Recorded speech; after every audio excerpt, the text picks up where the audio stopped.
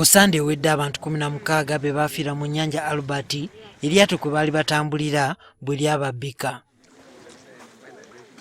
Kano kaali kabenje ka 2 mu bangi litaweza mwaka ng'akaasembayo kagwa ku nnyanja Nalubaale mu Novemba w'omwaka oguwedde era nga kaafiiramu abantu basukka mu 3. Obubenje buno bubikudde bangi amaaso okuli ne gavumenti okutandika okulondoola entambula y'oku mazzi. Olwaleero Bannakyewa abegattira mu kibiina ki Civil Society Coalition on Transport bavudde ne bategeeza nti gavumenti esaanidde okutongoza emyalo gyonna mu ggwanga okusobola okulondoola obulungi entambula y'oku nnyanja. Okugezaako okuyamba nti abantu basobola okuvaawo safely ne batuuka ku myalo egiri gazetted ne gye tukoma okuziba amaaso nti egyo tegiri gazetted ng'abantu bafa. Bano era baagala abavuzi b'amaato agasaabaza abantu bafune okutendekebwa okumala.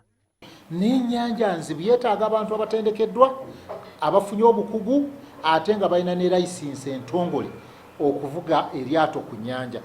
Bannakyewa bagamba nti obubenje ku mazzi bukose by'enfuna by'eggwanga anti abalambuzi babeera beesalako. Buli omu tebaliyagala kuwaayo obulamu bwe kubanga agenda kulambula.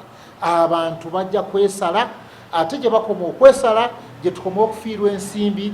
Bano bagamba nti n'amateeka agaliwo agalungamya entambula y'oku mazzi makadde nga galina okulongoosebwa okutuukaana n'embeera eriwo kati. Because the current transport laws we have are very outdated. The one I think we have is 1939, which is very old. Now we have the mode of transport by then was canoes. Now we have motorized boats. Jumakiriya, NTV ku ssaawa emu.